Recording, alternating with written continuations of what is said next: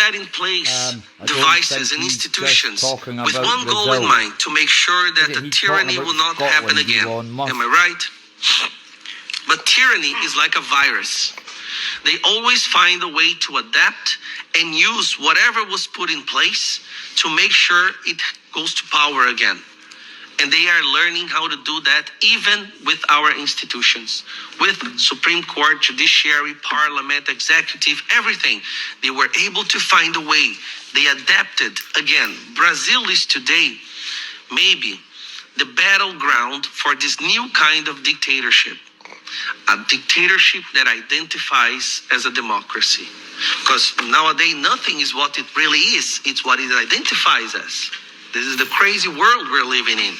We call it a trans-democracy. A dictatorship that identifies as a democracy. Brazil is today an experiment.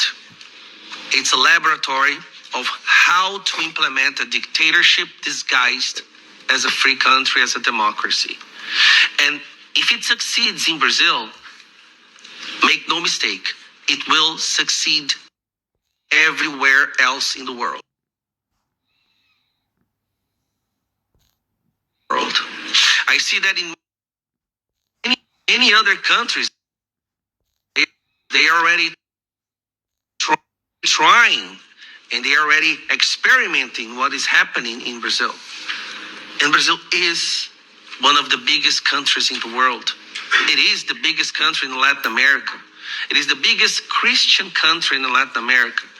I cannot let my country, the country of my children, of our children, become a dictatorship without a fight. And I'm not afraid of being arrested anymore. I gave my life to God, honestly. And the same thing I say to my colleagues that are here today. Ricardo Salles, Polon, Julia Zanata, Bia, Eduardo Bolsonaro.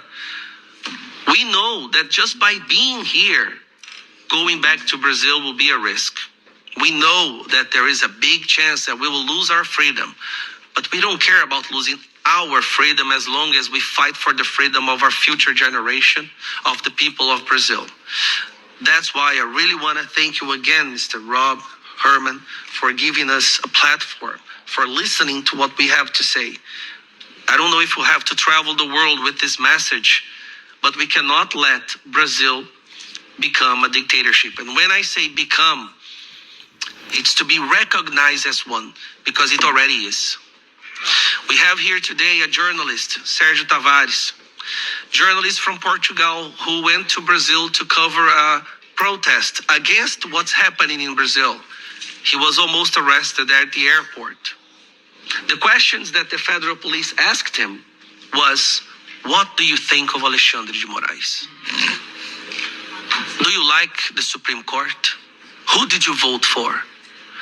Now I ask you again, is this a question that a free country, a democratic country, would ask a journalist entering in that country? I don't think, not even Venezuela, you would be detained at the airport and asked such idiotic questions. But that happened to him. And he will go back to Brazil soon to talk about that. Hopefully, he won't be arrested at the airport. So please, we are crying for help to the world, for the love, freedom-loving people of the world. Please pay attention to what's happening in Brazil. And mark these faces of the congressmen that are here today. There's a chance our faces will be in the newspaper pretty soon behind bars. We can be arrested, but not our children. Thank you. Okay, here. So this time there should be volume. You should be able to hear me. Brazil is Scotland. The UK is not democratic. We need help too. We need the Scottish people to get out en masse and show the world that we are also living under tyranny. I can't say this any clearer than I'm trying to do it. It's like they're taking our human rights away from us. There's only three countries, because I think they've already done it, there's two already done it, definitely, and the UK are doing it. It's happening. And people don't think we're colonised.